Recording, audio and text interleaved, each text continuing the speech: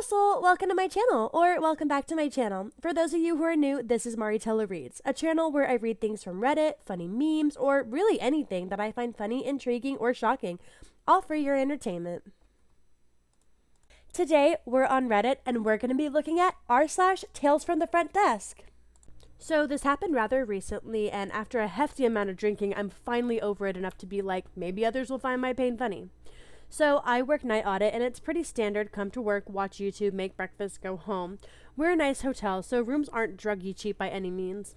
Well, it's a normal night about 2 a.m. and I get a notification from our phones that a guest has dialed 911 from the room. Grabbing my phone and hauling butt to the room, I get there to hear a girl screaming and sobbing and knock on the door. She opens it up quickly and, in barely understandable English, tells me the dude is ODing. What? Moving past the girl, I check the dude's pulse. Nope, not effing there. And I immediately start doing CPR because I already had friends ask. No, it was not mouth to mouth. And after about 20 seconds, I felt the dude's heart start up and beat again. Till about 10 seconds later, it stops again. I don't get paid enough for this stuff. Going back to CPR, I get his heart going again, and he chokes out of breath, and his eyes pop open and go bug-eyed, but is breathing. At this point, the girl is panicking and says stuff like, I gotta go, I gotta get out of here. I sharply tell her, stay right effing there. Not that I could stop her, considering that I wasn't letting this a-hole die on me. About 2 minutes later, a cop shows up and takes over and tells me to grab the EMTs. EMTs start resuscitating the guy, and the cops take my statement, and I go back to the front desk to stare at the goldfish for a while. Wow. Around 5 a.m., I get a call from the local hospital, and it's the guy who effing OD'd on me. This man has the nerve to ask if he's getting his deposit back. I tell him no and hang up. A few hours later, the guy's parents show up, grab his stuff, and thank me for saving his life. TLDR, no, you aren't getting your money back.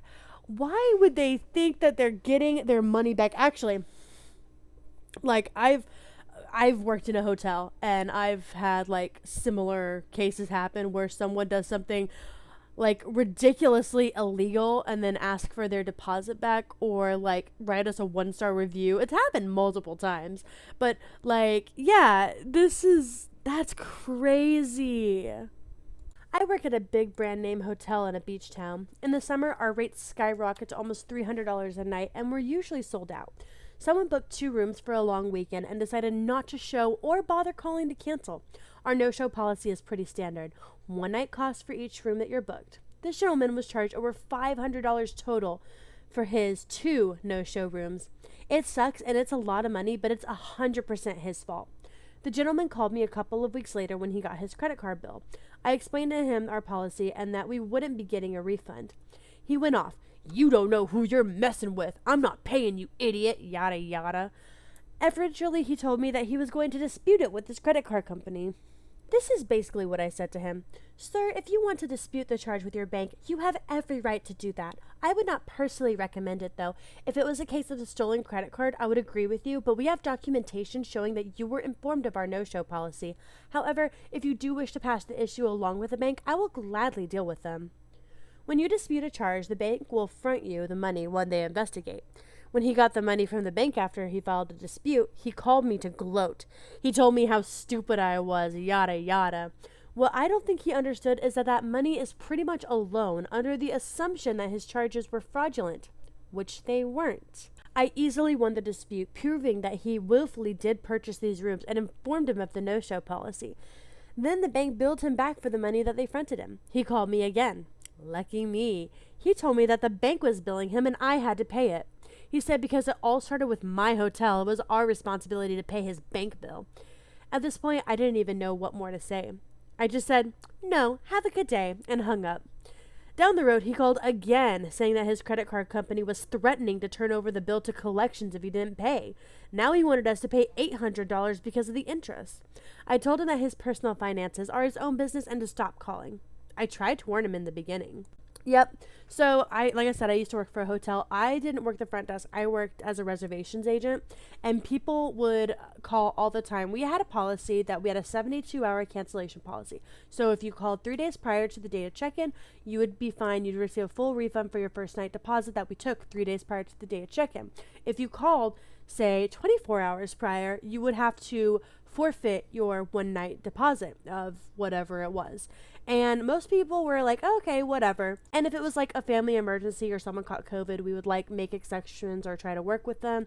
But there was a lot of people who were just like, well, I'm going to dispute it with my credit card company. This is complete BS. And I'm like, sir, I'm sorry, but you were informed when you made the reservation. Usually it was made online when they did this, and they didn't read the fine print. But usually they should. There's literally a cancellation policy right there. When you check out, there's a cancellation policy right on our website, and you're the one who said I agree without looking. That's not my fault. But there was one in particular that like freaked out.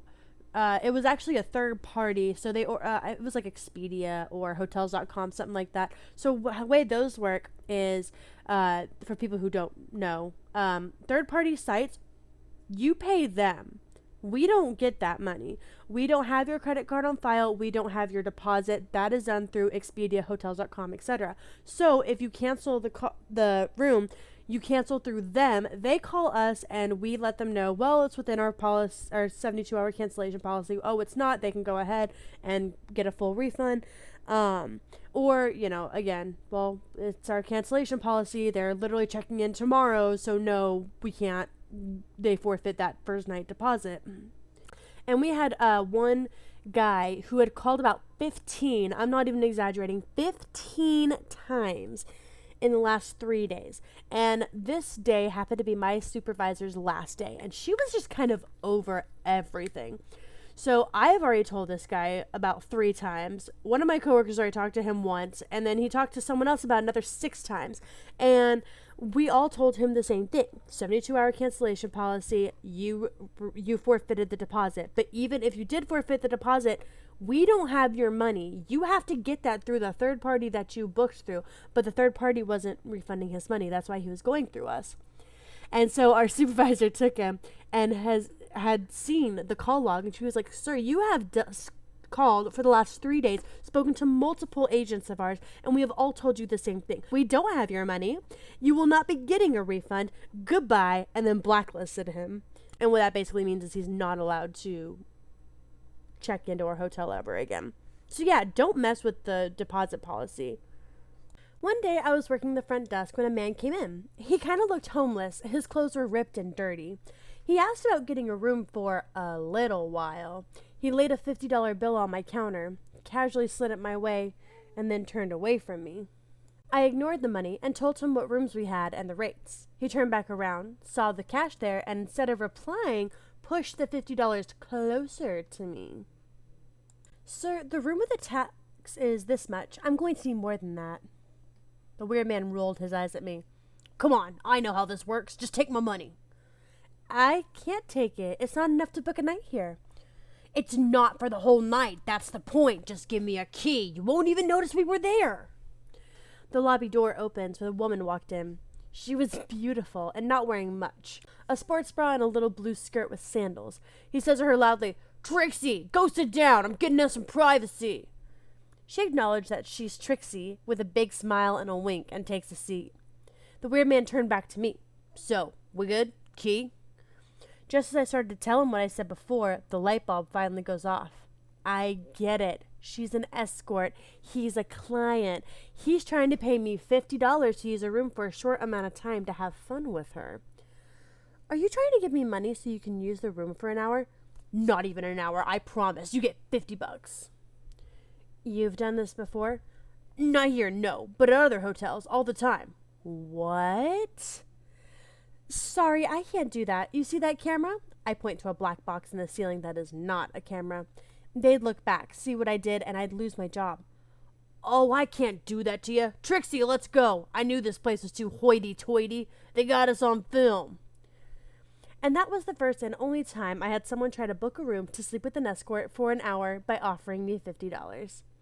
And that's funny because the hotel I was a reservation agent at, it was like pretty fancy, and we never had people try that, but we did have people like try to ask us where they could get escorts all the time.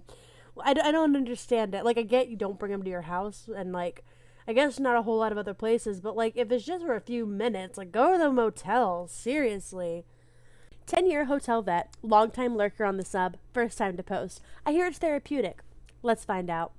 The other night, I had a guest come down to the lobby and sit and begin to listen to music on her phone. She didn't have her headphones in, and the music was very loud with explicit lyrics, but it was 11 at night and fairly slow, and I didn't want to give her trouble, so I let it go on for about 10 minutes. Eventually, the lounge closed, and 3 to 4 stragglers come walking through the lobby back to their room.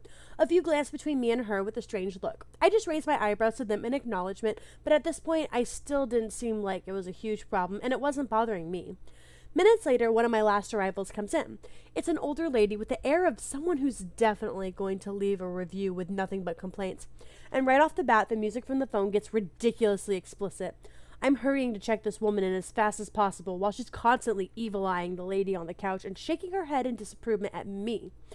I got her checked in and she leaves the room, and at this point I realize I have to do something, so I politely address the lady on the couch. Ma'am, I'm sorry, but the sound on that phone will have to be off while you're in the lobby. She shrugged, got up, and walked to the room. That actually went well, right?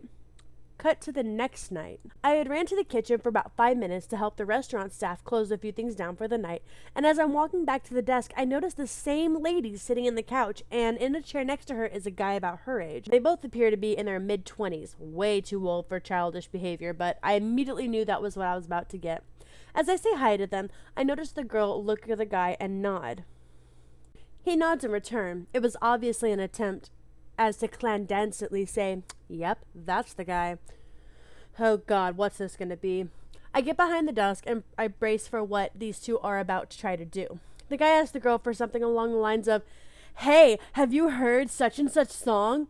He's saying it loud enough for me to hear, in a tone that's obviously planned and staged. He then says he'll play it for her, and immediately starts blasting some weird song from this genre of music I can only describe as hardcore circus-themed EDM, and every other word is F, S, or A. I won't say those words when my baby is sleeping right behind me. Also, totally sounds like I might be Insane Clown Posse, but you know. I shut him down and I say, no, it needs to be off. He obliges, then begins having a conversation with the girl that is again aimed at me. They're basically throwing backhanded insults in my way, loud enough for me to hear, and acting like they're having a private conversation. At one point, the woman actually calls her mom on her cell phone and begins to tell her how badly the hotel is mistreating her. Whatever, I'm not easily offended, and I've seen my fair share of a-holes. Eventually, someone coming from the lounge passes through the lobby while talking to someone on his cell phone. The lady yells at him and tells him that he's being too loud on his phone and is going to get kicked out. That was enough for me. Now you're messing with my business. You've got to go. I tell them both that they're going to need to go to their rooms for the night. They ignore me and act like they didn't hear, so I pick up the phone and pretend to dial security. Security doesn't actually have a phone, but they have a radio, and I'm hoping the bluff alone would work. It did, and both got up quickly and scurried to their room. I got a call from my GM the next day asking me what happened with these guests. He said the girl's mom drove to the hotel and demanded to see a manager and screamed for 15 minutes at how rude I had been.